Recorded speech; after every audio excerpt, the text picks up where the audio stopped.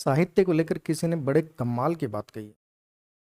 बंजर है वह भूमि जहाँ कविता नहीं है। मुर्दा है वह देश जहाँ साहित्य नहीं है। और मेरा भी मानना है कि जिस व्यक्ति ने अपने जीवन काल में हिंदी साहित्य का अध्ययन नहीं किया, उसने जीवन में कुछ भी नहीं किया। नमस्कार साथियों, गायत्री संस्थान के डिजिटल प्लेटफॉर्म पर आप सभी का हार्दिक अभिनंदन है। जैसा कि आज आप स्क्रीन पर देख ही रहे हैं, हिंदी साहित्य के इतिहास का आधारभूत ढांचा। आज इस क्लास में मैं आपको हिंदी साहित्य के इतिहास का एक बेसिक स्ट्रक्चर दूंगा और उस बेसिक स्ट्रक्चर पर आपका साहित्य रूपी भवन निर्मित होगा, जो बहुत ही खूबसूरत होगा, जिसकी नींव बहुत मजबूत हो। तो देखिए, क्लास प्रारंभ करने से पहले मैं आपको अवगत करवा देता हूँ कि जब हम ऑफलाइन बैच प्रारंभ करते हैं तो क्लास हिंदी साहित्य के इतिहास से प्रारंभ करते हैं। और हिंदी साहित्य के इतिहास के अंतर्गत पहले मैं 5 या 6 क्लासें बेसिक स्ट्रक्चर की देता हूँ, जो लगभग 7-8 घंटे की होती है। तो आज मैं यहाँ पे आपको बेसिक, वही ऑफलाइन वाली क्लास आज आपको ऑनलाइन में दे ही रहा हूँ, जो बेसिक स्ट्रक्चर की क्लास है। और इस बेसिक स्ट्रक्चर की क्लास को आप आगे कर करके ना देखें, नहीं तो लास्ट में वही स्थिति होगी कि भाव कुछ जगह नहीं, हाथ कुछ लगा नहीं। तो यहाँ पे मैं आपको एक और बात से अवगत करवाना चाहूँगा। एक जो फोबिया बैठा हुआ है आपके मस्तिष्क में हिंदी साहित्य के इतिहास को लेके, कि हिंदी साहित्य का इतिहास बहुत कठिन होता है। मैं कहता हूँ कि हिंदी साहित्य का इतिहास बहुत ही सरल है, बहुत ही सरल है, बहुत ही सरल, और इतना सरल है जिसके आप उम्मीद भी नहीं कर सकते। और ये आने वाली क्लासों में मैं साबित कर दूंगा कि हिंदी साहित्य का इतिहास बहुत ही सरल है। तो आपको कठिन इसलिए लगता है कि हिंदी साहित्य के इतिहास का जो रूप है वो थोड़ा बिखरा हुआ है। अगर हम उसको थोड़ा सा व्यवस्थित कर लें तो इतिहास के अध्ययन में हमें आनंद की प्राप्ति होगी। और आज जो आपकी बेसिक स्ट्रक्चर की क्लास होने वाली, कुछ वो ऐसी ही क्लास होने वाली है। और मैं पूर्ण विश्वास के साथ कहता हूं कि अगर इस बेसिक स्ट्रक्चर के अनुसार अगर आप हिंदी साहित्य का इतिहास तैयार करोगे तो आने वाले समय में आप हिंदी साहित्य के इतिहास के कालिदास होंगे। तो देखिए, आपकी इस क्लास का बेसिक स्ट्रक्चर क्या है।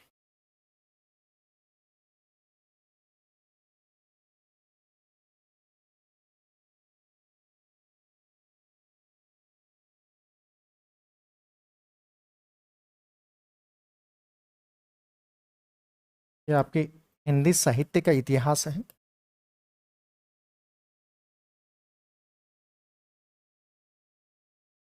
और देखिए, हिंदी साहित्य के इतिहास का अध्ययन हम दो रूपों में करते हैं।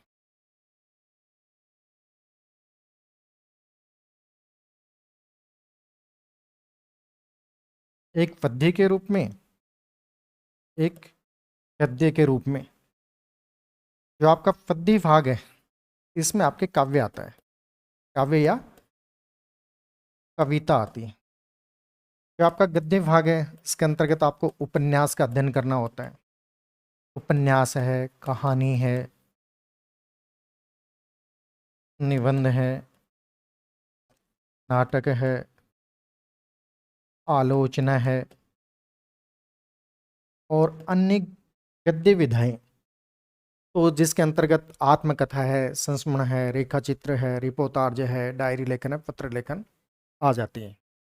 तो देखिए, आपके हिंदी साहित्य के इतिहास में जो सबसे कठिन पार्ट लगता है वो आपको गद्य भाग ही लगता है। तो यहाँ पर हमारी पद्य भाग की जो क्लास होंगी, 5 या 6 क्लास होंगे बेसिक स्ट्रक्चर की, और इसकी जो गद्य भाग की क्लास होगी वो एक होगी। और ये इस बेसिक स्ट्रक्चर के बाद में कभी समस्या खड़ी नहीं करेगा। जब आप बेसिक स्ट्रक्चर का अध्ययन करेंगे तो अगर आप फिर स्टेप बाय स्टेप पढ़ेंगे तो ये आपके लिए बहुत ही आसान हो जाएगा। और इस बेसिक स्ट्रक्चर का मैं एक डायग्राम दूंगा, उसमें मैं बताऊंगा कि आपको उपन्यास का अध्ययन कैसे करना है, कहानी का अध्ययन कैसे करना है, निबंध का कैसे करना है, नाटक का कैसे करना है, आलोचना का अध्ययन कैसे करना है। अगर उस स्ट्रक्चर के अनुसार आप तैयारी करेंगे तो ये पार्ट आपके लिए बहुत ही आसान हो जाएगा। बाकी ये भी आपके लिए आसान हो जाएगा। इसके जो 5 या 6 क्लासेस बेसिक स्ट्रक्चर के होंगे तो हिंदी साहित्य के इतिहास की समझ काफी हद तक आपकी विकसित हो चुकी होगी इस क्लास के बाद में। तो देखिए, आपके हिंदी साहित्य का जो इतिहास है और हिंदी साहित्य के इतिहास का जो वर्गीकरण किया गया है वो साहित्यिक प्रवृत्तियों के आधार पर किया गया है।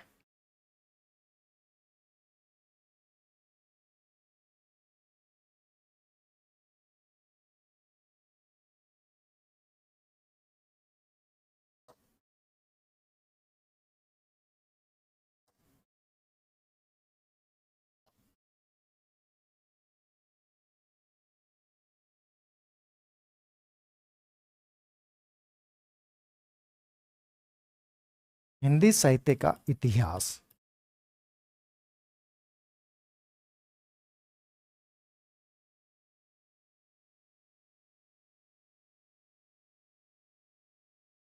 देखिए, हिंदी साहित्य के इतिहास का अध्ययन करने से पहले आपको हिंदी भाषा का उद्भव और विकास का अध्ययन करना चाहिए, हिंदी की बोलियों का अध्ययन करना चाहिए और हिंदी की कुछ संवैधानिक स्थिति का भी अध्ययन कर लेना चाहिए। उसके बाद में साहित्य आपके लिए बहुत ही सरल हो जाएगा।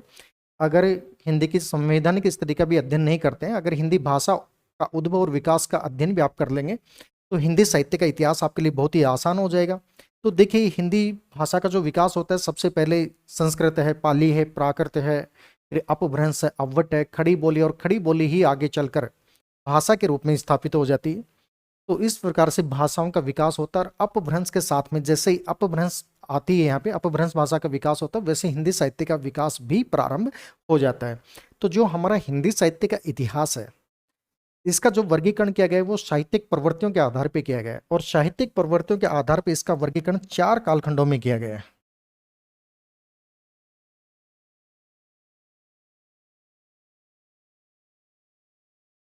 देखिए, 4 कालखंड है, और 4 कालखंड में जो सबसे पहला कालखंड है वो है आदिकाल।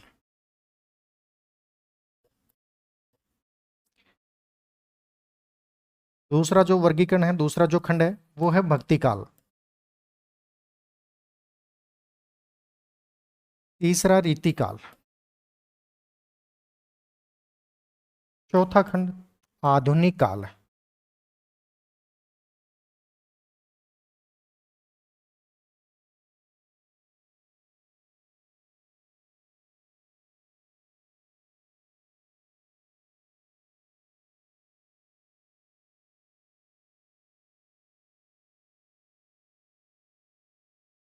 ये 4 कालखंड है हिंदी साहित्य के।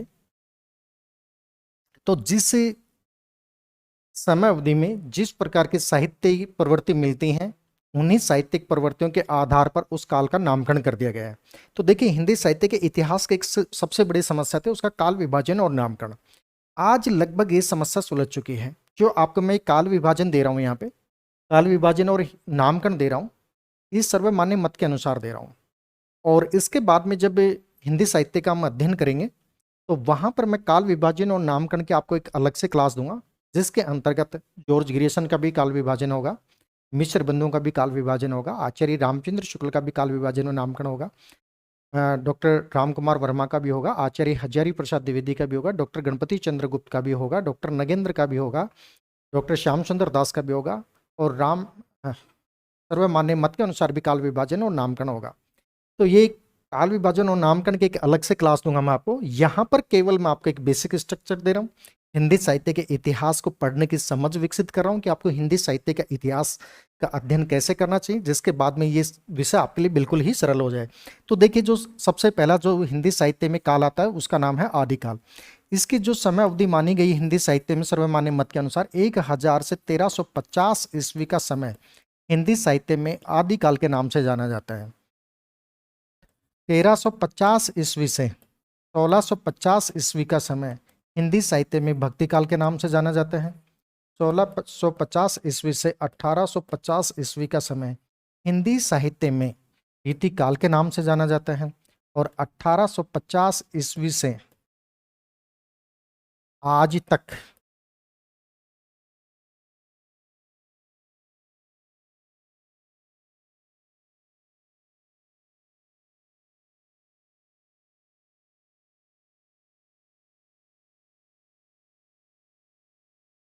आज तक का समय आधुनिक काल के नाम से जाना जाता है।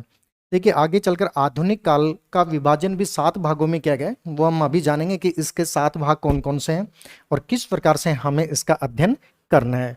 तो देखिए, आते हैं हम सबसे पहले आदिकाल पर, और आदिकाल के बारे में जानते हैं कि आदिकाल का अध्ययन हमें कैसे करना है, ताकि ये हमारे लिए आसान हो जाए, पढ़ने में कोई समस्या नहीं हो।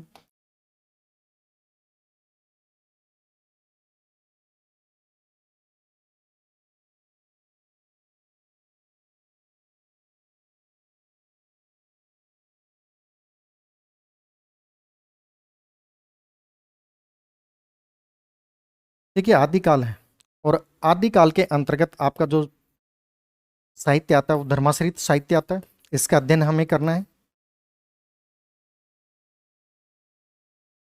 फिर राज्याश्रित है, राज्याश्रित साहित्य। फिर है लोकाश्रित साहित्य।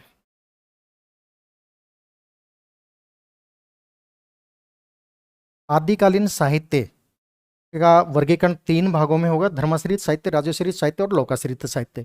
राजा धर्माश्रित साहित्य के अंतर्गत हम अध्ययन करेंगे सिद्ध साहित्य का, नाथ साहित्य का,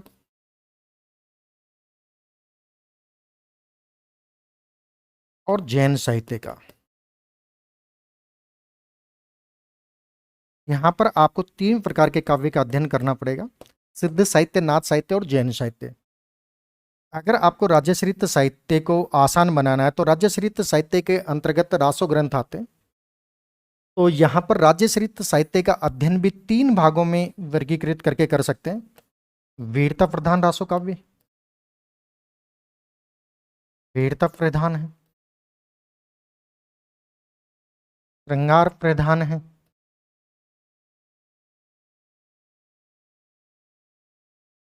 और उपदेश प्रधान है। रासो काव्य तीन प्रकार का है: वीरता प्रधान रासो काव्य है, श्रृंगार प्रधान रासो काव्य है, और उपदेश प्रधान रासो काव्य है। लोकाश्रित का जो आप अध्ययन करेंगे तो ये पद्य भाग और गद्य भाग के रूप में करेंगे। लोकाश्रित साहित्य, लोकाश्रित साहित्य वो जो स्वतंत्र रूप से लिखा गया था और लोगों के लोक मनोरंजन के लिए लिखा गया था, ये लोकाश्रित साहित्य कहलाता है, जिसका लेखन स्वतंत्र रूप से किया गया था। तो देखिए ये आदिकाल है आपका, और आदिकाल का जो समय माना गया है सर्वमान्य मत के अनुसार 1000 से 1350 ईस्वी का समय माना गया है, जबकि आचार्य रामचंद्र शुक्ल इसका समय 1050 विक्रम संवत से मानते हैं। अगर हम ईस्वी में देखें इसका समय तो 993 ईस्वी आती है आचार्य रामचंद्र शुक्ल के अनुसार। तो आपको आदिकाल का अध्ययन कैसे करना है? आदिकाल का जो समय माना गया है वो 1000 से 1350 ईस्वी माना गया है। इसके अंतर्गत जो साहित्य आएगा वो धर्माश्रित साहित्य, राज्यश्रित साहित्य और लोकाश्रित साहित्य। धर्माश्रित साहित्य के अंतर्गत सिद्ध साहित्य का अध्ययन करना है, नाथ साहित्य का और जैन साहित्य का। राज्यश्रित के अंतर्गत आपको अध्ययन करना है वीरता प्रधान रासो ग्रंथों का, श्रृंगार प्रधान, उपदेश प्रधान। लोकाश्रित साहित्य, इसका जो वर्गीकरण किया है मैंने पद्य भाग और गद्य भाग के अंतर्गत किया है, और ये आगे मैं आपको डिफाइन करूंगा कि इसका अध्ययन आपको कैसे करना है। तो ये तो हुआ आदिकाल। अब देखिए इसका जो दूसरा कालखंड है भक्ति काल, जो हिंदी साहित्य का सर्वश्रेष्ठ युग है भक्ति काल। और जो भक्ति काल का जो वर्गीकरण किया गया है वो निर्गुण काव्य धारा में किया गया। इसका जो अध्ययन किया जाएगा निर्गुण काव्य धारा और सगुण काव्य धारा, काव्य धारा में किया जाएगा। निर्गुण जो काव्य धारा है इसके अंतर्गत भी आपको संत काव्य धारा का अध्ययन करना है और सूफी काव्य का अध्ययन करना है। यहाँ पे सगुण काव्य धारा है, इसके अंतर्गत कृष्ण भक्ति काव्य और राम भक्ति काव्य का अध्ययन करना है। इन दो काव्य धाराओं का अध्ययन यहाँ पे करना है आपको, सगुण भक्ति काव्य धारा के अंतर्गत करना है। रीतिकाल है, और रीतिकाल का अध्ययन भी आपको रीतिबद्ध काव्य धारा में करना है। रीतिबद्ध काव्य धारा है, रीति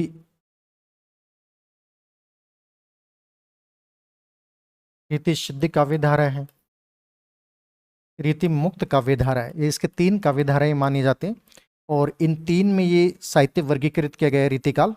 इसके अलावा जब हम रीतिकाल का अध्ययन करेंगे तो यहाँ पे मैं आपको एक डायग्राम दूंगा, उस डायग्राम में इसका वर्गीकरण करेंगे तो ये पूर्ण रूप से समझ में आ जाएगा। तो मेरी तरफ से एक और काव्य धारा यहाँ पे होगी रीति इत्र काव्य धारा। इसका अध्ययन आपको करना है, तो इसका जो हम अध्ययन करेंगे चार भागों में विभाजित करके करेंगे: रीतिबद्ध, रीति सिद्ध, रीति मुक्त और रीति इत्र काव्य धारा। उसके बाद में आता है आपका आधुनिक काल। तो देखिए जो आधुनिक काल का वर्गीकरण किया गया है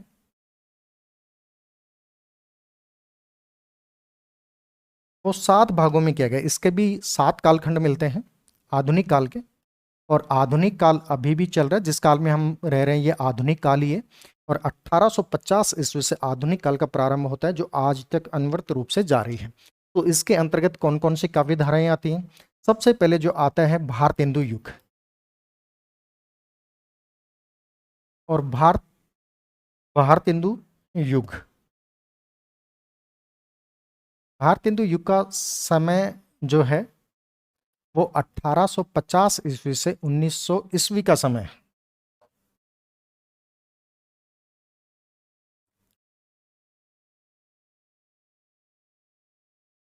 इसकी दूसरी जो काव्य धारा है वो द्विवेदी युग है।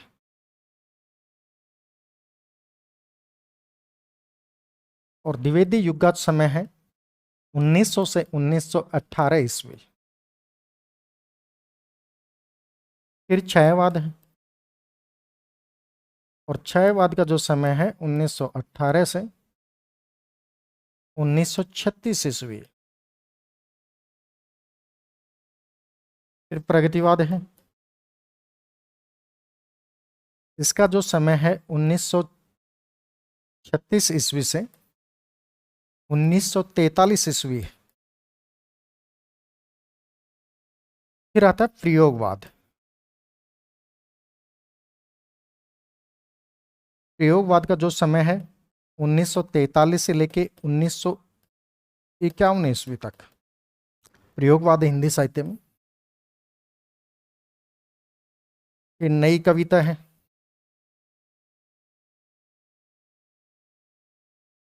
और नई कविता का जो समय है 1951 से 1960 ईस्वी है। फिर सातवां जो पॉइंट है वो समकालीन कविता का है।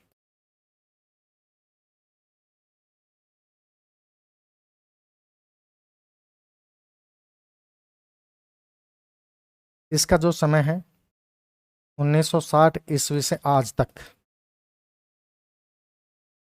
अनवरत रूप से जारी है, ये अभी भी है।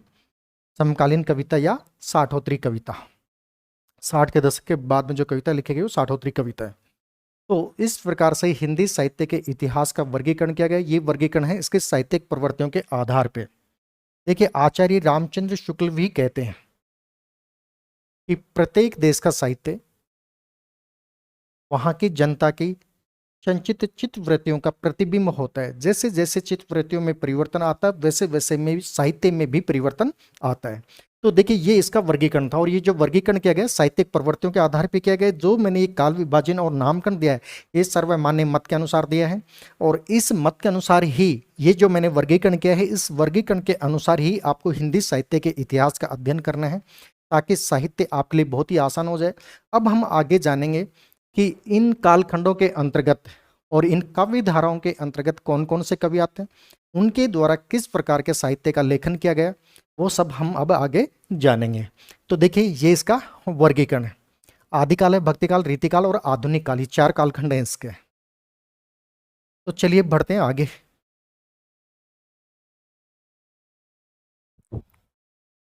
देखिए, इस फॉर्मेट को अब हम मूर्त रूप देते हैं।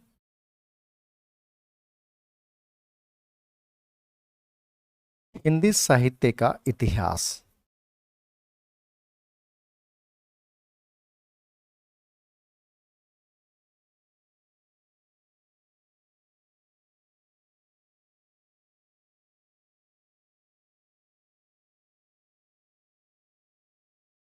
देखिए, हिंदी साहित्य के इतिहास को सरलता से समझने के लिए इसका वर्गीकरण हम तीन बिंदुओं के अंतर्गत करेंगे। हमारे अध्ययन का जो पहला बिंदु होगा वो काल या युग का नाम होगा। जो दूसरा बिंदु होगा वो समय काल का होगा। तीसरा बिंदु होगा वो होगा प्रमुख काव्यधाराएं एवं उनके कवि।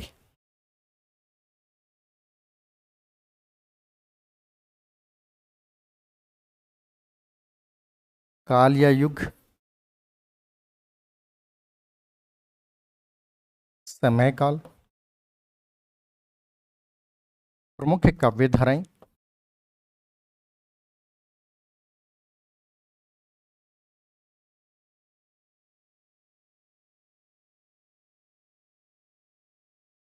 एवं उनके कवि।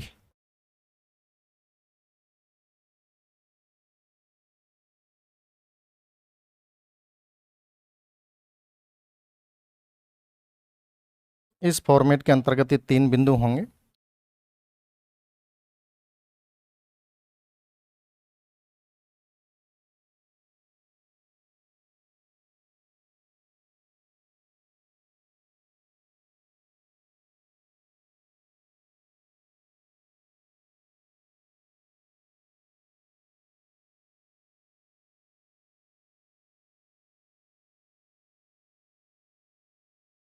देखिए, जो हमने हिंदी साहित्य का काल विभाजन और नामकरण किया, उसके अंतर्गत हिंदी साहित्य का वर्गीकरण 4 कालखंडों में किया गया है।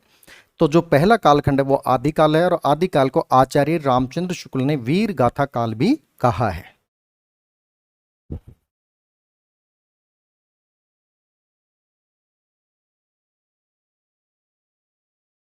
आदिकाल का जो समय है वो 1000 से 1350 ईस्वी के बीच निर्धारित किया गया है, जो कि सर्वमान्य मत के अनुसार है।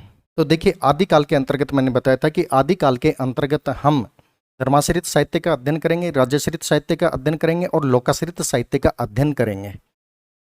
तो आदिकाल के अंतर्गत हमारे अध्ययन का जो सबसे पहला बिंदु है वो है धर्माश्रित साहित्य।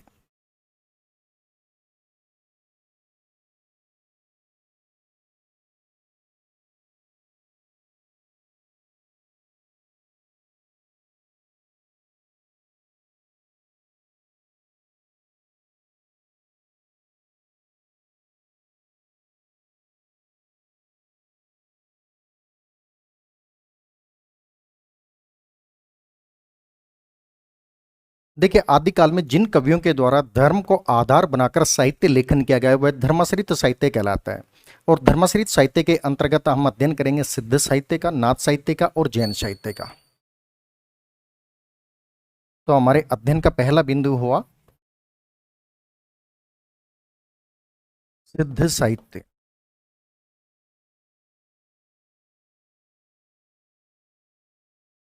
जिन सिद्धों के द्वारा अपने धर्म की मान्यताओं का प्रचार करने के लिए जन भाषा में जो साहित्य रचा गया वह सिद्ध साहित्य कहलाता है। आचार्य हजारी प्रसाद द्विवेदी व राहुल शंकरित्यान ने सिद्धों की संख्या 84 निर्धारित की है। ये जो सिद्धों की संख्या मानते हैं, इनका कहना है कि सिद्धों की जो संख्या है वो 84। सिद्ध जो है वो बौद्ध धर्म को मानने वाले हैं, और महात्मा बुद्ध के द्वारा बौद्ध धर्म का प्रवर्तन किया गया था। आगे चलकर बौद्ध धर्म 2 भागों में विभाजित हो जाता है, हिनयान व महायान में। महायान भी आगे चलकर 2 भागों में विभाजित हो जाता है, वज्रयान व सहजयान के अंतर्गत। फिर एक लंबे अंतराल के बाद में वज्रयान से ही सिद्धों की उत्पत्ति होती है। तो इस प्रकार से सिद्धों की उत्पत्ति बौद्ध धर्म से है। और इन सिद्धों ने अपनी साधना में पंचमकार को महत्व दिया है। और पंचमकार के अंतर्गत 5 तत्व आते हैं। मांस है, मछली है, मुद्रा है, मैथुन और मदिरा। ये कहते हैं कि इन वस्तुओं का इतना भोग करो, इतना भोग करो कि इंद्रियों के स्तर पर कोई कामनाएं ना बचे। जब आपके पास में कोई कामना ना होगी तो आप सिद्धि की ओर उन्मुख होंगे, ऐसा मानना है सिद्धों का पंचमकार को लेकर। तो देखिए, इस पंचमकार से समाज में एक अच्छा संदेश तो नहीं जा सकता, इससे समाज में व्याभिचारी ही फैलेगा और समाज में एक संक्रमण की स्थिति आएगी। वहीं आचार्य हजारी प्रसाद द्विवेदी सिद्धों की प्रशंसा करते हुए कहते हैं कि जो जनता तत्कालीन राजाओं के स्वेच्छाचारिता, पराजय व पतन से त्रस्त होकर निराशावाद की गर्त में गिरी हुई थी, उनके लिए इन सिद्धों ने संजीवनी बूटी का कार्य किया। तो ये मेरी समझ से थोड़ा सा बाहर है कि आचार्य हजारी प्रसाद द्विवेदी जैसे विद्वान के द्वारा इनकी प्रशंसा कैसे की जाती है, क्योंकि पंचमकार को स्वीकार कर रहे हैं, तो ऐसा तो कोई इन्होंने बेहतरीन कार्य किया नहीं समाज में कि अच्छा संदेश जाए जिससे। वहीं आचार्य रामचंद्र शुक्ल इनकी आलोचना करते हुए कहते हैं कि सिद्धों के द्वारा समाज में दुराचार फैलाया गया था। तो ऐसे हैं सिद्ध। तो देखिए, इस सिद्ध साहित्य के प्रमुख कवि कौन कौन है।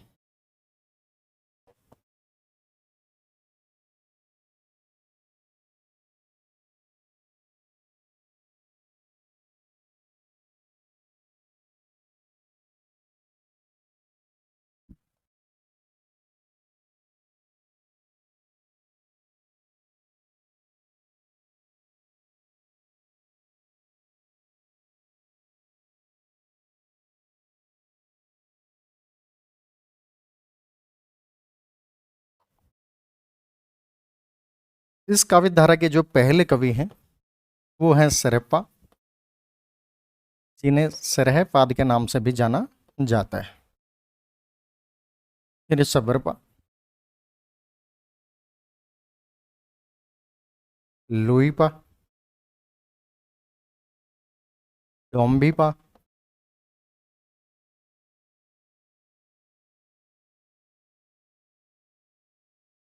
कनेपा,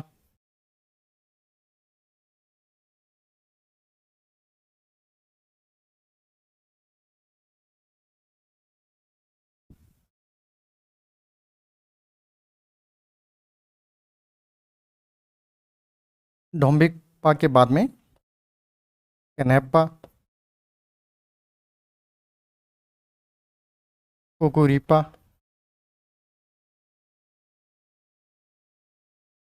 दारिकपा,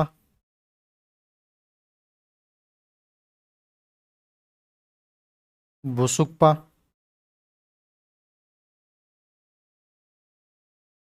शांतिपा,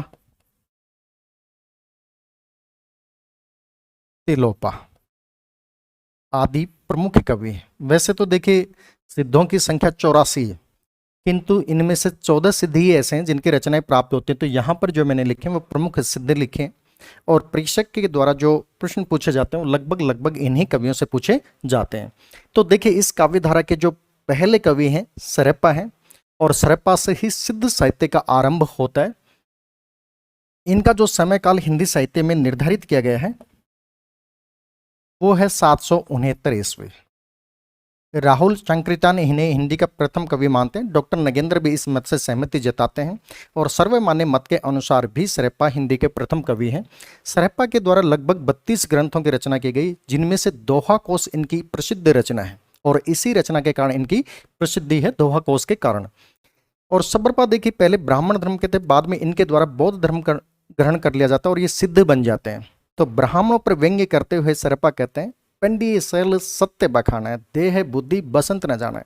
ये कहते हैं कि पंडित लोग सत्य का बखान तो करते रहते, किंतु ये नहीं जानते कि ईश्वर तो उनकी आत्मा के अंदर ही निवास करता है। इसके बाद में दूसरे जो प्रमुख कवि हैं सरहप्पा के बाद में सबरपा हैं। सबरों जैसा जीवन व्यतीत करने के कारण ये सबरपा कहलाए। इन्होंने सरहप्पा से दीक्षा ग्रहण की थी सबरपा ने, और इनकी जो प्रसिद्ध रचना है वो चर्यापद है। उसके बाद में लुईपा है। लुईपा के द्वारा लुईपाद गीतिका का लेखन किया गया, और डॉक्टर नगेंद्र ने इन्हें सिद्धों में सर्वोच्च स्थान दिया है। डोम्बिपा है, डोम्बिपा के द्वारा डोम्बी गीतिका का लेखन किया गया। कन्हैप्पा के द्वारा कन्हैपाद गीतिका का लेखन किया गया। कुकुरूपा है, योग भावनापदेश रचना का लेखन किया गया। दारिकपा के द्वारा महागुहा तत्वोपदेश रचना का लेखन किया गया। इनके बारे में एक खास बात यह भी है कि इन्होंने लुईपा से दीक्षा ग्रहण की थी, और लुईपा के कहने पर इन्होंने कांचीपुरम की गणिकाओं की सेवा भी की थी दारिकपा ने। उसके बाद में बुसुकपा है, और बुसुकपा के द्वारा बोधिचर्यावतार रचना का लेखन किया गया था। ये बंगाल के पाल शासक देवपाल के समक्ष माने जाते हैं। उसके बाद में शांतिपा है, और शांतिपा अपनी विद्वता के कारण कलिकाल सर्वज्ञ कहलाते हैं। उसके बाद में तिलोपा है, तिल कूटने के कारण ये तिलोपा कहलाए। तो देखिए शांतिपा तिलोपा की कोई प्रॉपर रचना प्राप्त नहीं होती, इनके कुछ फुटकल पद ही प्राप्त होते हैं। तो इस प्रकार से ये सिद्ध साहित्य के प्रमुख कवि हैं। अगर हम इनको बेहतरीन तरीके से तैयार कर लेते हैं तो मुझे नहीं लगता कि सिद्ध साहित्य के अंतर्गत आपका कोई भी किसी भी प्रकार का प्रश्न छूटेगा। अब बढ़ते हैं हम आगे सिद्ध साहित्य के बाद में हमारे अध्ययन का जो दूसरा बिंदु है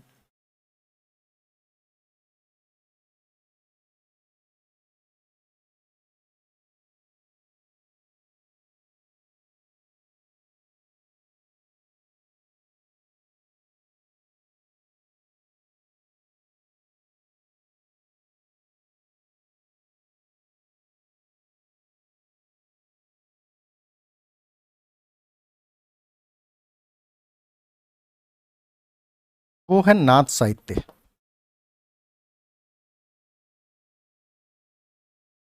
धर्माश्रित साहित्य के अंतर्गत सिद्ध साहित्य के बाद में आता है नाथ साहित्य। देखिए नाथ शब्द का शाब्दिक अर्थ होता है मुक्ति देने वाला, और यह मुक्ति होती है सांसारिक आकर्षणों से, भोग विलास से। और नाथ संप्रदाय का उदय भी बौद्ध धर्म से हुआ है, और यह सिद्धों का ही एक विकसित रूप है जिसमें बौद्ध धर्म के साथ साथ में शैव धर्म के कुछ तत्वों को स्वीकार कर लिया गया है। तो नाथ साहित्य के जो आरंभकर्ता माने जाते हैं वो गोरखनाथ माने जाते हैं। तो इस काव्य धारा के प्रमुख कवि देखें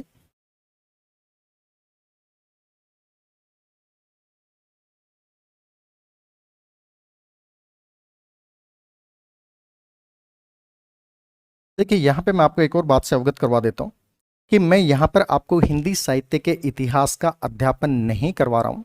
यहाँ पर मैं हिंदी साहित्य के इतिहास का एक बेसिक स्ट्रक्चर दे रहा हूँ। अगर आप इस बेसिक स्ट्रक्चर के अनुसार तैयारी करते हैं तो साहित्य आपके लिए बहुत ही सरल हो जाएगा। तो यहाँ पर ये हमारे बेसिक स्ट्रक्चर चल रहा है। तो नाथ कवि धारा के प्रमुख कवि देखें तो यहाँ पे पहले जो कवि हैं वो गोरखनाथ है। देखिए नाथ संप्रदाय के अंतर्गत नवनाथों का उल्लेख मिलता है और गोरखनाथ का एक ग्रंथ है गोरक्ष सिद्धांत संग्रह। इस ग्रंथ में नवनाथों का उल्लेख किया गया है और इसी के अनुसार मैं यहाँ पे आपको नवनाथों के बारे में जानकारी दूंगा, न कि डॉक्टर रामकुमार वर्मा के अनुसार नवनाथ देखोगे तो वहां पर कुछ आपको अलग से नाम मिलेंगे। तो ये जो नवनाथ हैं ये गोरखनाथ के गोरख सिद्धांत संग्रह ग्रंथ के अनुसार है और डॉक्टर पीताम्बर दत्त बर्तवाल ने गोरखनाथ के जो ग्रंथों की संख्या मानी है वो 14 मानी है। तो गोरखनाथ है। गोरखनाथ के बाद में नागार्जुन है। नागार्जुन, जड़ भरत, हरिश्चंद्र,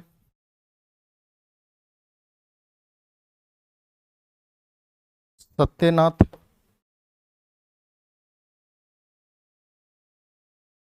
सत्यनाथ, भीमनाथ,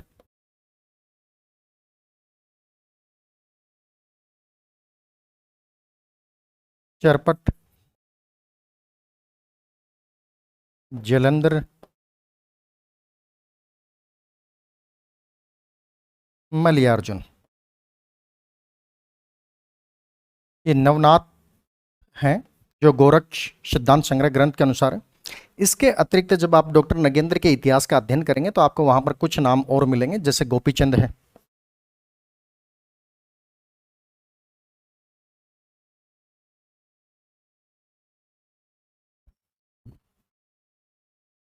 चौणकरणनाथ है,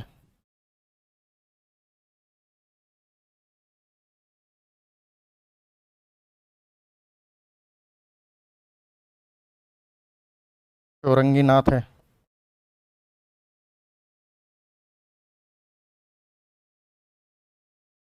भर्तरी है, जलंधरी पाव है।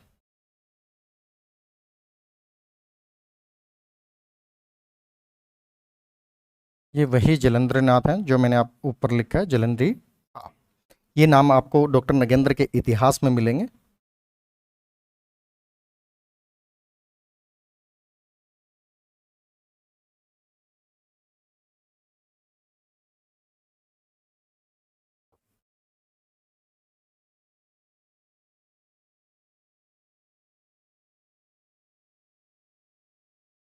देखिए नाथों की जो भाषा है ना वो प्रतीकार्थ रूप में है। जैसे जैसे प्रतीक खुलते हैं वैसे वैसे भाषा समझ में आती है। सिद्धों की भाषा भी प्रतीकार्थ रूप में है। तो नाथों की भाषा के एक उदाहरण देखिए, नाथ बोले अमृत वाणी, बरसेगी कंबली भीजेगा पानी। ये प्रतीकार्थ रूप में है यहाँ पे। तो इस काव्य धारा के जो प्रमुख कवि हैं वो गोरखनाथ हैं और गोरखनाथ के द्वारा नाथ संप्रदाय में हठ योग का प्रवर्तन किया गया। देखिए सिद्ध जो हैं वो भोग को महत्व देते हैं, नाथ हैं वो योग को महत्व देते हैं। और सिद्ध संप्रदाय में जब विकार पैदा हो गए थे तो उसके प्रतिरोध में ही उसका जो विकसित रूप आया वो आया नाथ संप्रदाय। तो इस काव्य धारा के जो प्रवर्तक हैं वो गोरखनाथ हैं और इन्हीं से नाथ संप्रदाय का आरंभ माना जाता है, गोरखनाथ से। और डॉक्टर पीताम्बर दत्त बर्तवाल ने गोरखनाथ के जो ग्रंथों की संख्या मानी है, ग्रंथों की संख्या 14 मानी है। तो इनके द्वारा नाथ संप्रदाय में हठ योग का प्रवर्तन किया गया। इसके बाद में इस काव्य धारा के जो दूसरे प्रमुख कवि हैं वो नागार्जुन है और नागा अर्जुन प्रसिद्ध रसायनी माने जाते हैं क्योंकि नाथ संप्रदाय में रसायन के माध्यम से भी सिद्धि प्राप्त की जाती है। तो देखिए इस संप्रदाय का उदय कैसे होता है कि गोरखनाथ के गुरु थे मच्छंद्र नाथ।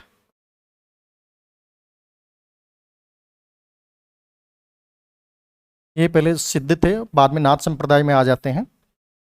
तो जब ये मच्छंद्र नाथ, जिन्हें मच्छंद्र नाथ के नाम से भी जाना जाता है, तो जब ये मच्छिंद्र नाथ भोग लिप्सा में लिप्त हो जाते तो उनके शिष्य गोरखनाथ के द्वारा इनका उद्धार किया जाता है, इनको मुक्ति दी जाती है। तभी तो कहा गया है कि जाग मच्छिंद्र गोरख आया।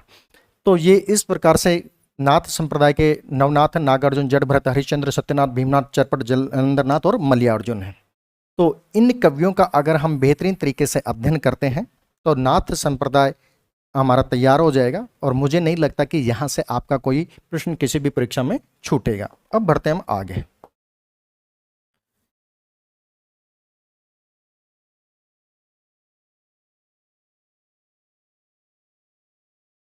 देखिए, धर्माश्रित साहित्य के अंतर्गत हमारे अध्ययन का जो तीसरा बिंदु है वो है जैन साहित्य।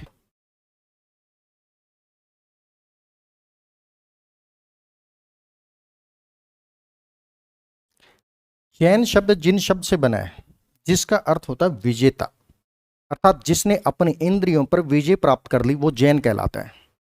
तो जिस प्रकार से सिद्धों के द्वारा भारत के पूर्वी क्षेत्र में हिंदी कविता को माध्यम बनाते हुए अपनी मान्यताओं का प्रचार किया गया था, अपने धर्म की मान्यताओं का प्रचार किया गया था, वैसे ही जैनों के द्वारा भारत के पश्चिमी क्षेत्र में, खासकर गुजरात और राजस्थान के हिस्से में, अपने धर्म की मान्यताओं का प्रचार करने के लिए हिंदी कविता को माध्यम बनाया गया। तो जैन कवियों के यहाँ पर मुख्यतः आपको अहिंसा मिलेगी, दया मिलेगी, करुणा का भाव मिलेगा, सत्य का भाव मिलेगा जैन कवियों में। तो जैन जो काव्य है वो मुख्यतः उपदेशात्मक रूप में है।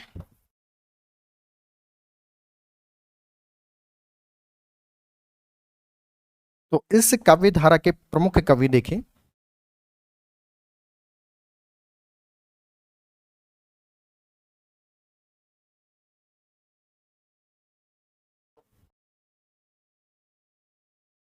स्वयंभू,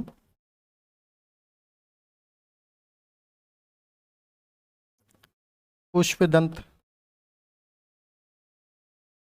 हेमचंद्र, राम सिंह,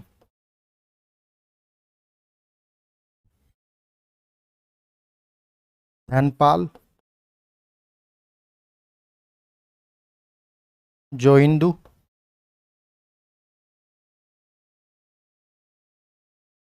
देवसेन, सालिभद्र सूरी,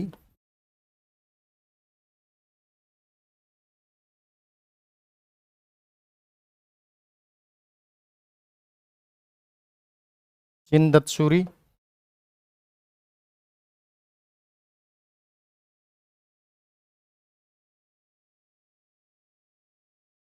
जिंद्रम सूरी,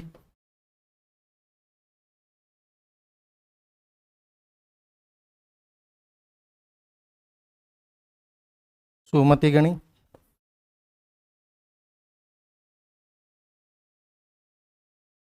कवि आसगु,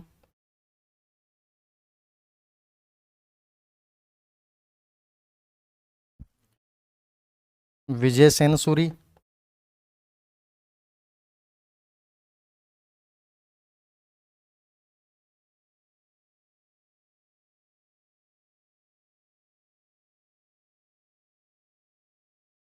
विजय सेन सूरी, उद्योतन सूरी,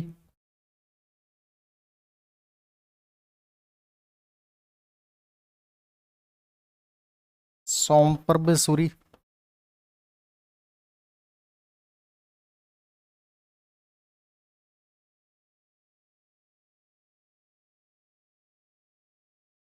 जैनाचार्य मेरुतुंग,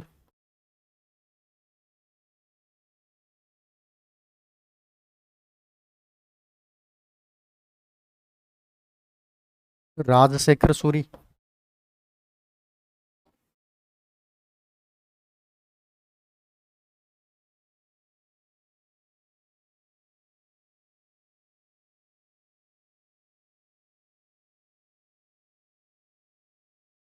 पद्मनाभ,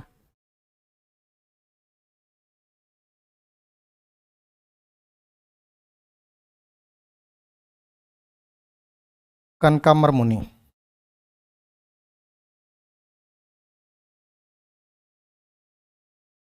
आदि प्रमुख कवि। इस काव्य धारा के मैंने प्रमुख कवि आपको यहाँ पे लिखवाई दिए। बता दें कि इस काव्य धारा के अंतर्गत कौन कौन से प्रमुख कवि आते हैं। इसके अलावा कुछ फुटकल कवि और आते हैं जिनके बारे में परीक्षक के द्वारा कभी पूछा नहीं जाता, फिर भी जब हम जैन साहित्य का अध्ययन करेंगे तो वहां पर मैं उन कवियों के बारे में भी आपको जानकारी दूंगा। तो देखिए, इस काव्य धारा के प्रमुख कवि सबसे पहले आते हैं स्वयंभू है। तो यहां पर एक बात समझ लीजिए, पहले यहां थोड़ा बेसिक समझ लीजिए आप कि जब हिंदी साहित्य का विकास हो रहा था उस समय इसके समानांतर, हिंदी साहित्य के विकास के समानांतर संस्कृत साहित्य और अपभ्रंश साहित्य का भी विकास हो रहा था। तो संस्कृत साहित्य का प्रभाव जनमानस पर ज़्यादा नहीं था और हिंदी कवियों पर भी इसका ज़्यादा प्रभाव नहीं पड़ा, परंतु अपभ्रंश साहित्य हिंदी साहित्य के काफ़ी नज़दीक था भाषा के स्तर पर, जिसका प्रभाव हिंदी की रचनाओं पर भी पड़ा और इसके कवियों पर भी पड़ा। तो आचार्य रामचंद्र शुक्ल ने अपभ्रंश काल के अंतर्गत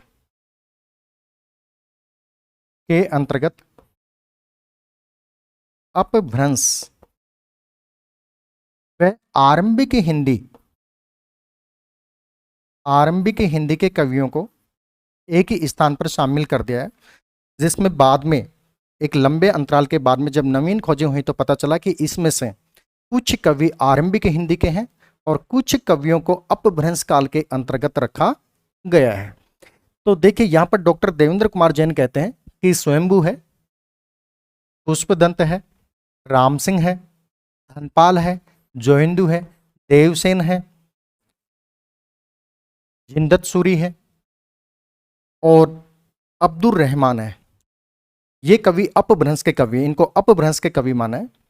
तो इन कवियों के अध्ययन हम हिंदी साहित्य के अंतर्गत भी करते हैं और परीक्षक के द्वारा भी इनसे प्रश्न पूछे जाते हैं। तो ये कवि जो हैं डॉक्टर देवेंद्र कुमार जैन के अनुसार किस में आते हैं? अपभ्रंश के कवियों के अंतर्गत आते हैं।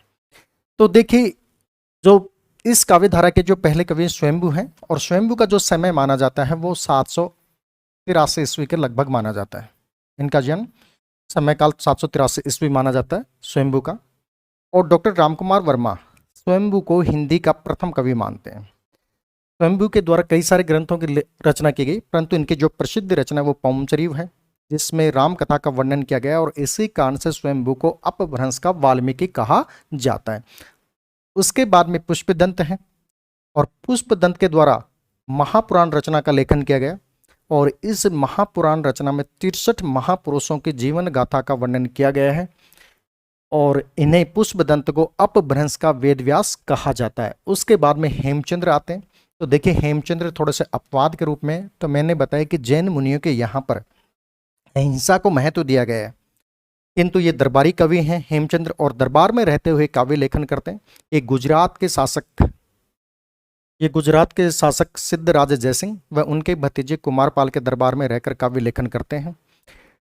तो इनके द्वारा हेमचंद्र की जो प्रसिद्ध रचना है वो इनका सिद्ध हेमचंद्र शब्दानुशासन व्याकरण ग्रंथ है, जिसके अंतर्गत संस्कृत के, अपभ्रंश के और प्राकृत भाषा के शब्द मिलते हैं और हेमचंद्र को प्राकृत का पाणिनि भी कहा जाता है। तो ऐसा नहीं कि हेमचंद्र ने केवल उपदेशात्मक रचनाएं लिखी, दरबार में रहते हैं तो यहाँ दरबार में रहते हुए काव्य लेखन करते हैं। तो यहाँ पर इनका एक वीर रस का पद देखिए, भल्ला हुआ जो मारिया बहनी मारा कंतु लज्ज जमतु वैमसिम जय भगागर वेंतु। एक सखी अपनी दूसरी सखी से कहती है कि बहन भला हुआ जो मेरा पति युद्ध में मारा गया, अगर वह भागकर घर आ जाता तो मुझे अपनी समवयस्क सहेलियों के सामने शर्मिंदा होना पड़ता। ऐसे हैं हेमचंद्र। उसके बाद में राम सिंह है और राम सिंह के द्वारा पहोड़ा दोहा का लेखन किया गया। धनपाल है और धनपाल ने बहुशत कथा का लेखन किया। जोइंदू है, जोइंदू के द्वारा परमात्मा प्रकाश रचना का लेखन किया गया। उसके बाद में देवसेन है, देवसेन के द्वारा श्रावकाचार रचना का लेखन किया गया, जिसका समय काल 933 ईस्वी में। और देवसेन के श्रावकाचार को हिंदी की प्रथम रचना होने का गौरव प्राप्त है। उसके बाद में शालिभद्र सूरी हैं, शालिभद्र सूरी के द्वारा भरतेश्वर बाहुबली रास का लेखन किया गया और डॉक्टर गणपति चंद्र गुप्त ने शालिभद्र सूरी को हिंदी का प्रथम कवि माना है। इनकी रचना भरतेश्वर बाहुबली रास को हिंदी की प्रथम रचना माना है। जिंदत सूरी हैं और जिंदत सूरी के द्वारा उपदेश रसायन रास का लेखन किया गया। उसके बाद में जिनधर्म सूरी हैं और जिनधर्म सूरी के द्वारा स्थूलीभद्र रास का लेखन किया गया। सुमति गणी है, सुमति गणी के द्वारा नेमिनाथ रास का लेखन किया गया। कवि आसगु हैं और कवि आसगु के द्वारा चंदन बाला रास का लेखन किया गया। चंदन बाला रास में चंपा नगरी के राजा दधिवान की पुत्री की कथा का वर्णन किया गया। विजय सेन सूरी हैं, इन्होंने विजय सेन सूरी के द्वारा रेवंतगिरी रास का लेखन किया गया। उद्योतन सूरी के द्वारा कोल्यमाला का लेखन किया गया। सोम पर्व सूरी ने कुमारपाल प्रतिबोध का लेखन किया गया। जैनाचार्य मेरुतुंग हैं, इन्होंने प्रबंध चिंतामणि का लेखन किया गया। राजशेखर सूरी के द्वारा श्री नेमिनाथ फागु का लेखन किया गया। पद्मनाभ के द्वारा कानड़देव प्रबंध का लेखन किया। कनकामार मुनि हैं और कनकामार मुनि के द्वारा करकंड चरित रास का लेखन किया गया। तो इस प्रकार से ये जैन काव्यधारा के प्रमुख कवि हैं।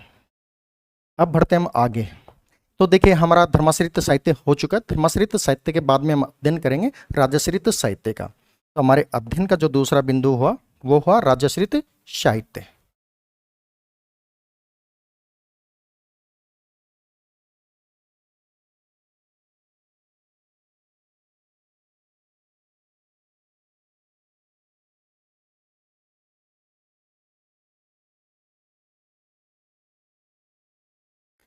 आदिकाल में जिन चारण भाट कवियों के द्वारा राज दरबारों में रहते हुए साहित्य लेखन किया गया वह राजश्रित साहित्य कहलाता है। और राजश्रित साहित्य के अंतर्गत मैंने बताया था कि राजश्रित साहित्य का अध्ययन हम वीरता प्रधान रासो काव्य के अंतर्गत करेंगे, श्रृंगार प्रधान रासो काव्य के अंतर्गत करेंगे और उपदेश प्रधान रासो काव्य के अंतर्गत करेंगे। तो यहाँ पर राजश्रित साहित्य के अंतर्गत हमारे अध्ययन का जो पहला बिंदु है वो है वीरता प्रधान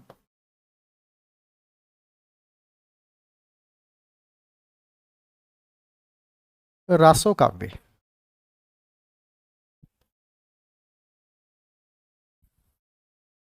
देखिए वीरता प्रधान रासो काव्य में वीर रस की अभिव्यक्ति मिलती है और यहाँ पर श्रृंगार रस गौण रूप में मिलेगा। तो इस काव्य धारा के प्रमुख कवि देखिए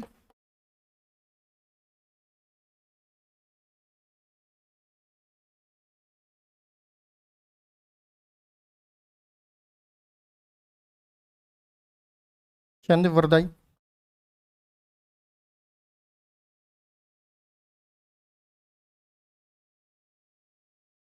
चंद्रवरदाई है, जगनिक है,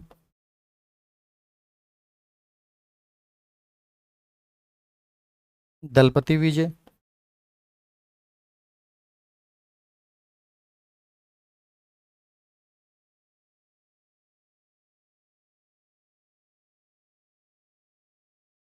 चारंगधर,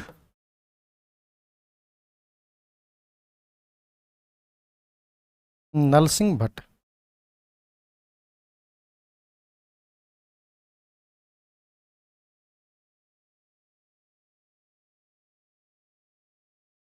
आदि। देखिए इस काव्य धारा के अंतर्गत वीरता प्रधान रासो काव्य धारा के अंतर्गत केवल 5 ही कवियों को रखा गया। यहाँ पे 5 ही कवि मिलते हैं मुख्यतः। तो सबसे पहले जो कवि आते हैं चंद्रवरदाई आते हैं और चंद्रवरदाई के द्वारा पृथ्वीराज रासो का लेखन किया गया और पृथ्वीराज रासो को लेकर विद्वानों में मत भिन्नता मिलते हैं। कुछ विद्वान इसे प्रामाणिक ग्रंथ मानते हैं, कुछ विद्वान इसे अप्रमाणिक ग्रंथ मानते हैं, कुछ विद्वान इसे अर्ध प्रमाणिक ग्रंथ मानते हैं। आचार्य रामचंद्र शुक्ल चंद्रवरदाई को हिंदी का प्रथम महाकवि मानते हैं और तथा इनके द्वारा लिखित पृथ्वीराज रासो को हिंदी का प्रथम महाकाव्य मानते हैं। तो देखिए यहाँ पर पृथ्वीराज रासो में कहा भी गया है 4 बांस 24 गज अंगुल अष्ट प्रमाण ता ऊपर सुल्तान है मत चुको चौहान। तो ऐसा है चंद्रवरदाई का पृथ्वीराज रासो। उसके बाद में जगनिक है और जगनिक के द्वारा परमाल रासो का लेखन किया गया। जिन इस परमाल रासो को आला खंड के नाम से भी जाना जाता है और इस परमाल रासो में परमारदीर देव के 2 वीर सेनापति आला व उदल की वीरता का वर्णन किया गया है परमाल रासो में। और इसी परमाल रासो के बारे में आचार्य रामचंद्र शुक्ल कहते हैं कि जगनिक के द्वारा लिखित परमाल रासो का तो आज कुछ अता पता नहीं है, किंतु उनके गाए गीत आज भी हिंदी प्रांतों के घर घर में गाए जाते हैं। इसके बाद में परमाल रासो और परमाल रासो में कहा भी गया है कि 12 ब्रश लो कुकर जिए ओलो जिए 13 सियार ब्रश 18 छत्री जिए आगे जीवन को धिक्कार। ये कहते हैं कि कवि यहाँ पे कहते हैं कि कुत्ते की जो उम्र होती है वो 12 वर्ष होती है, सियार की जो उम्र होती है वो 13 वर्ष होती है और छत्री की जो उम्र होती है वो होती है 18 वर्ष। अगर छत्री 18 वर्ष से आगे जीता है तो उसके जीवन को धिक्कार है। ऐसे हैं जगनिक। इसके बाद में दलपति विजय है और दलपति विजय के द्वारा खुमान रासों का लेखन किया गया और इस खुमान रासों में चित्तौड़ के शासक खुमान द्वितीय व बगदाद के खलीफा अल मामू के बीच हुए युद्ध का वर्णन मिलता है। आचार्य रामचंद्र शुक्ल खुमान रासों को 9वीं शताब्दी की रचना मानते हैं, जबकि कुछ विद्वान इसे 17वीं शताब्दी की रचना मानते हैं। उसके बाद में है सारंगधर के द्वारा लिखित हम्मीर रासो। सारंगधर के द्वारा हम्मीर रासों का लेखन किया गया। देखिए, इस ग्रंथ की प्रमाणिक जानकारी नहीं मिलती, इसकी कोई प्रति उपलब्ध नहीं है, किंतु इसके कुछ पद प्राकृत पेंगलम नामक ग्रंथ में मिलते हैं और इन्हीं पदों के आधार पर, इन्हीं छंदों के आधार पर विद्वान अनुमान लगाते हैं कि इस ग्रंथ के रचनाकार सारंगधर हैं, हम्मीर रासों के रचनाकार। तो इस ग्रंथ के पदों के आधार पर आचार्य रामचंद्र शुक्ल ने अनुमान किया था कि इस ग्रंथ में अलाउद्दीन खिलजी व रणथंबोर के शासक हम्मीर के बीच हुए युद्ध का वर्णन मिलेगा, जिसमें हम्मीर की प्रशंसा होगी, किंतु ऐसा नहीं हुआ। उसके बाद में राहुल शांकरितान इन पदों के जो रचनाकार जज्जिल नामक कवि को मानते हैं। आचार्य हजारी प्रसाद द्विवेदी का कहना है कि हम्मीर शब्द अमीर शब्द का विकृत रूप है।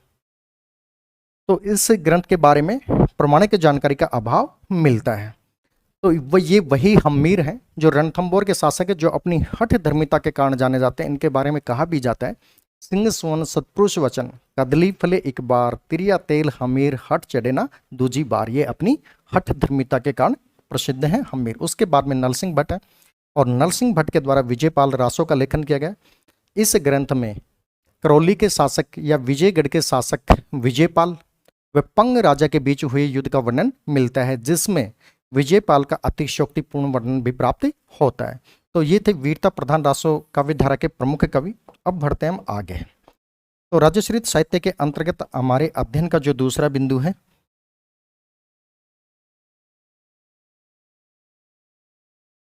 वो है श्रृंगार प्रधान रासो काव्य।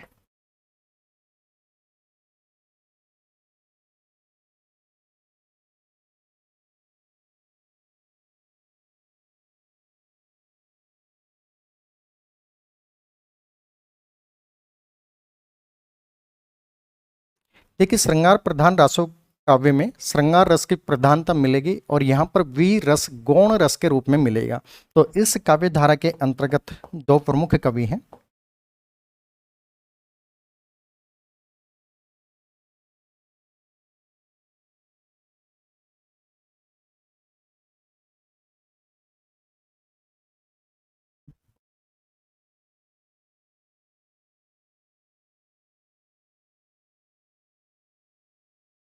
अब्दुल रहमान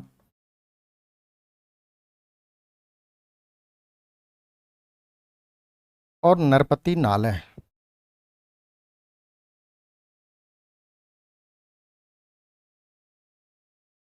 ये दो प्रमुख कवि हैं श्रृंगार प्रधान रासो काव्य के अंतर्गत। अब्दुल रहमान के द्वारा संदेश रासक का लेखन किया गया था और इस संदेश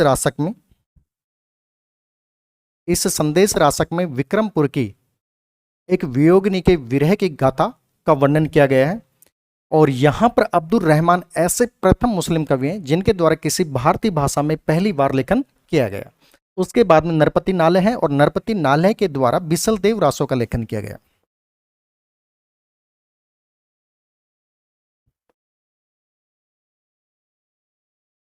इस बिसलदेव रासों में अजमेर के शासक बिसलदेव तृतीय, जिन्हें विग्रहराज चतुर्थ के नाम से भी जाना जाता है, बिसलदेव तृतीय, वह भोज परमार की पुत्री राजमती की कथा का वर्णन किया गया है। पहले दोनों का विवाह होता है, फिर विरह होता है, फिर मिलन होता है। तो इस बिसलदेव रासों की एक सबसे खास बात यह कि हिंदी साहित्य के अंतर्गत पहली बार इस ग्रंथ में 12 मास ऋतु 12 मास वर्णन मिलता है बिसलदेव रासों के अंतर्गत। तो ये थे श्रृंगार प्रधान रासो काव्य। इसके बाद में हमारे अध्ययन का जो तीसरा बिंदु है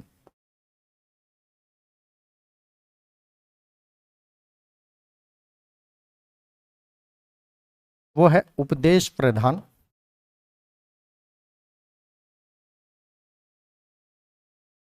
रासो काव्य।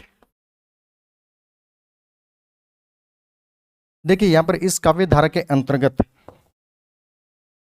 मैं प्रमुख कवियों का लेखन नहीं करूंगा, क्योंकि इस काव्य धारा के जो प्रमुख कवि हैं वो मैं जैन काव्य धारा के अंतर्गत बता चुका हूं। और मैंने वहां पे आपको बताया था कि जैन काव्य धारा है, जो जैन काव्य है वो उपदेशात्मक रूप में है। तो उपदेश प्रधान रासो काव्य का लेखन करने वाले जैन मुनि व आचार्य हैं, उनके द्वारा अपने धर्म की मान्यताओं का प्रचार उपदेशात्मक रूप में किया गया है। तो इस काव्य धारा के जो प्रमुख कवि थे वो हम जैन साहित्य के अंतर्गत लिख चुके हैं। अब बढ़ते हैं आगे। देखिए, हमारा धर्माश्रित साहित्य हो चुका है, राजाश्रित साहित्य हो चुका है। अब हमारे अध्ययन का जो बिंदु है वो है लोकाश्रित साहित्य।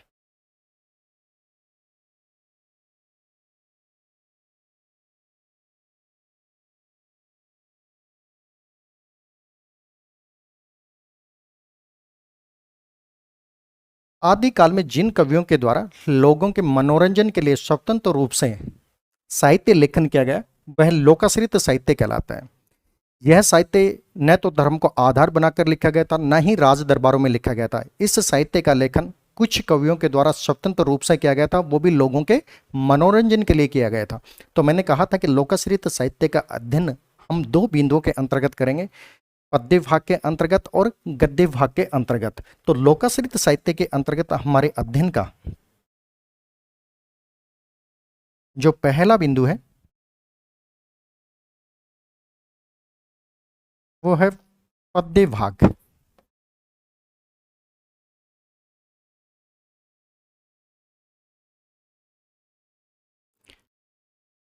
पद्य भाग के अंतर्गत कौन कौन से प्रमुख कवि आते हैं वो अभी हम जानेंगे।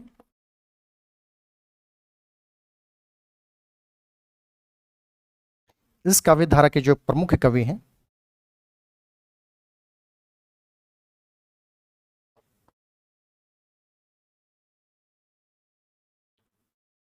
वो हैं विद्यापति, अमीर खुसरो,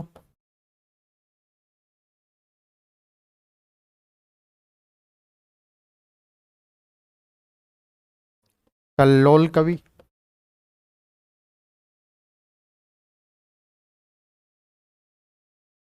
कल्लोल कवि व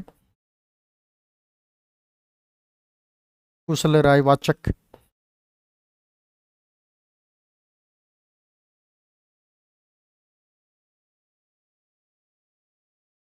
भृत्य केदार, मधुकर कवि,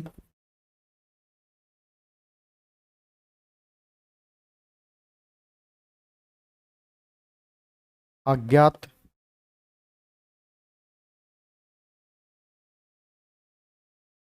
श्रीधर व्यास। देखिए, ये इस काव्य धारा के प्रमुख कवि हैं लोकाश्रित साहित्य के। तो इस काव्य धारा के जो सबसे प्रमुख कवि हैं वो हैं विद्यापति। और विद्यापति का जो समयकाल हिंदी साहित्य में है, इनका जो जन्म माना जाता है वो 1368 ईस्वी में माना जाता है। अगर हम समय के अनुसार देखें तो विद्यापति की गणना भक्ति काल में होने चाहिए, किंतु मैंने क्लास के प्रारंभ में आपको बताया था कि हिंदी साहित्य का जो वर्गीकरण किया गया है वो इसकी साहित्यिक प्रवृत्तियों के आधार पर किया गया है। जिस प्रकार की साहित्यिक प्रवृत्तियां मिलते हैं उसी प्रवृत्तियों के आधार पर उस कवि की गणना उसी काल के अंतर्गत होती है। तो विद्यापति की जो साहित्यिक प्रवृत्तियां हैं वो आदिकालीन साहित्य की हैं, और यही कारण है कि इनकी गणना भक्ति काल में न करके आदिकालीन साहित्य के अंतर्गत की जाती है। तो विद्यापति के द्वारा लगभग 14 ग्रंथों की रचना की गई, जिसमें 11 ग्रंथ संस्कृत के हैं और 3 ग्रंथ हिंदी के हैं। हिंदी के ग्रंथों में विद्यापति की पदावली है, कीर्तिलता है और कीर्ति पताका है। इनकी जो प्रसिद्ध रचना है वो पदावली है, और पदावली जो है वो जयदेव के गीत गोविंद से प्रेरित होकर इसका लेखन किया गया है विद्यापति के द्वारा। और इसमें पहली बार राधा व कृष्ण को अपने काव्य का विषय बनाया विद्यापति ने यहाँ पर, और इन दोनों का यहाँ पर श्रृंगारिक वर्णन भी किया है विद्यापति के द्वारा, श्रृंगारिक वर्णन किया गया है। तो इस विद्यापति की पदावली को पढ़ने के बाद में भक्ति के भाव कम और काम के भाव ज्यादा पैदा होते हैं। और यही कारण है कि आचार्य रामचंद्र शुक्ल विद्यापति की आलोचना करते हुए कहते हैं कि आजकल आध्यात्मिक रंग के चश्मे बाजार में खूब बिकते हैं। तो ऐसा नहीं है कि विद्यापति के द्वारा केवल श्रृंगारिक पदों की रचना की गई। इनका एक वीर रस का पद भी देखिए, जो मर्जी ये खटिया पर तो कव्य गिद नहीं खाइए मांस, जो मर्जी ये रण खेतन में तो तुम्हारो नाम अमर हो ही जाए। कवि यहाँ कहते हैं कि जो व्यक्ति खटिया पर पड़ा पड़ा मर जाता है, उसका मांस तो कौवा और गिद्ध भी नहीं खाता है। जो व्यक्ति रण क्षेत्र में जाकर शहीद हो जाता है, रण क्षेत्र में जाके मर जाता है, उसका नाम इतिहास में अमर हो जाता है। ऐसे हैं विद्यापति। उसके बाद में इस काव्य धारा के जो दूसरे प्रमुख कवि हैं वो अमीर खुसरो हैं, और अमीर खुसरो दिल्ली सल्तनत के अंतर्गत आते हैं।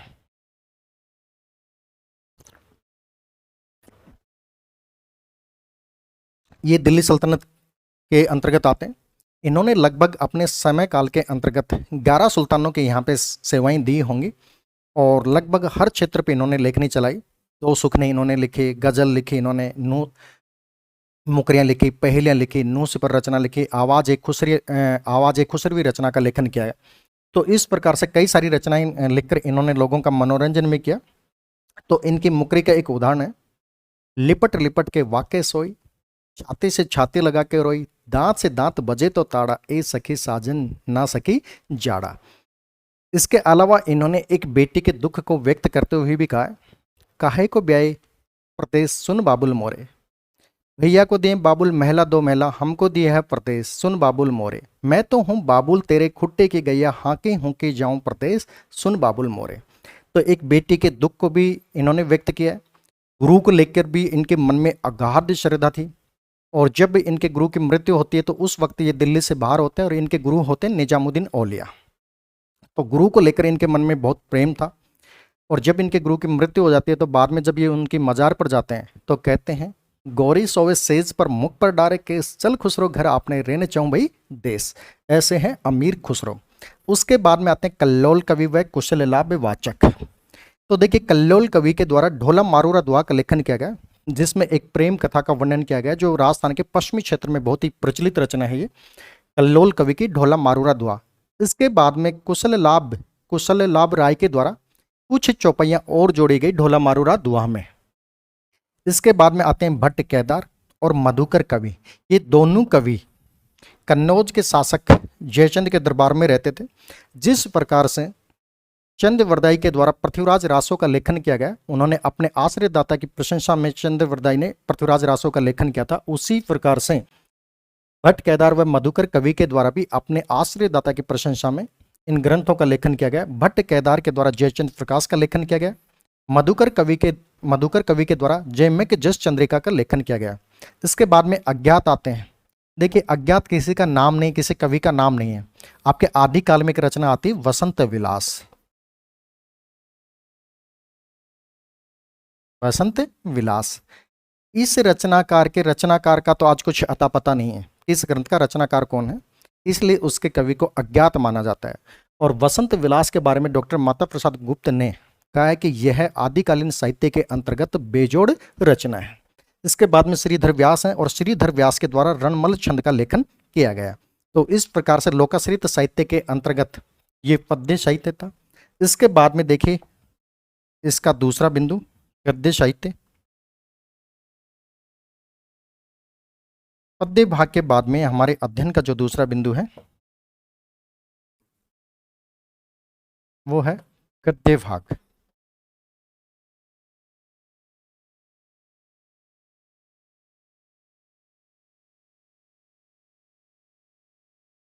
इस काव्य धारा के प्रमुख कवि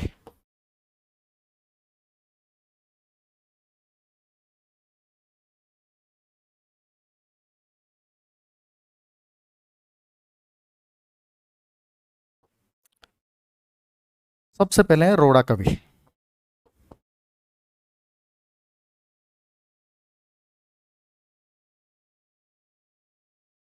फिर है पंडित दामोदर शर्मा।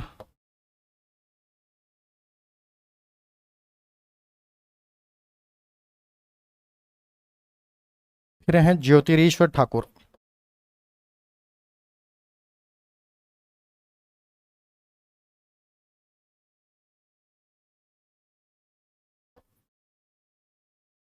ये तीन ही प्रमुख कवि आते हैं गद्य भाग के अंतर्गत। अगर आप इनका बेहतरीन तरीके से अध्ययन करेंगे तो कोई भी आपका प्रश्न किसी भी प्रकार से नहीं छूटेगा। देखिए, रोड़ा कवि है, और रोड़ा कवि के द्वारा राउलवेल नामक रचना का लेखन किया गया था। ये जो राउलवेल है ये एक शिलांकित कृति है। इसका जो लेखन प्रारंभ में किया गया था वो शिलाओं पर किया गया था। आज भी ये शिलाएं बम्बई के प्रिंस आप वेल्स म्यूजियम में सुरक्षित रखी हुई है। बाद में इन्हीं शिलाओं के आधार पर इस ग्रंथ का संपादन करवाया गया। ये एक चंपू काव्य है और इस ग्रंथ के जो नायिका है वो राउलवेल है और राउलवेल के नाम पर ही इस ग्रंथ का नाम राउलवेल पड़ा। इसके बाद में दूसरे जो प्रमुख कवि हैं पंडित दामोदर शर्मा हैं और पंडित दामोदर शर्मा के द्वारा उक्ति व्यक्ति प्रकरण का लेखन किया गया।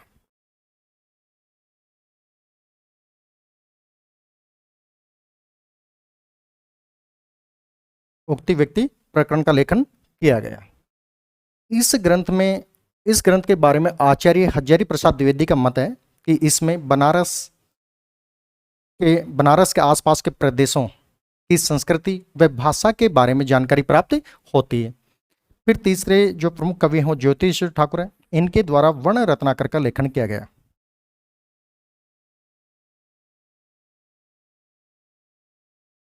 वर्ण रत्नाकर का लेखन किया गया। ज्योतिरीश्वर ठाकुर एक मैथिली कवि है और जो इन्होंने वर्ण रत्नाकर लिखी ये एक मैथिली का विश्वकोश है, मैथिली भाषा का विश्वकोश है। तो इस प्रकार से गद्य भाग के अंतर्गत ये 3 प्रमुख कवि आते हैं जिनका अध्ययन करना हमारे लिए अनिवार्य है। अगर इनको हम बेहतरीन तरीके से तैयार करते हैं तो हमारा आदिकालीन साहित्य लगभग तैयार हो चुका होगा। अगर इस फॉर्मेट के अनुसार आप अध्ययन करेंगे तो ये आदिकाल बहुत ही सरल हो जाएगा आपके लिए। तो आज इस क्लास को हम यहीं पर समाप्त करते हैं। अब मिलते हैं अगली क्लास में इसके भाग नंबर 2 में।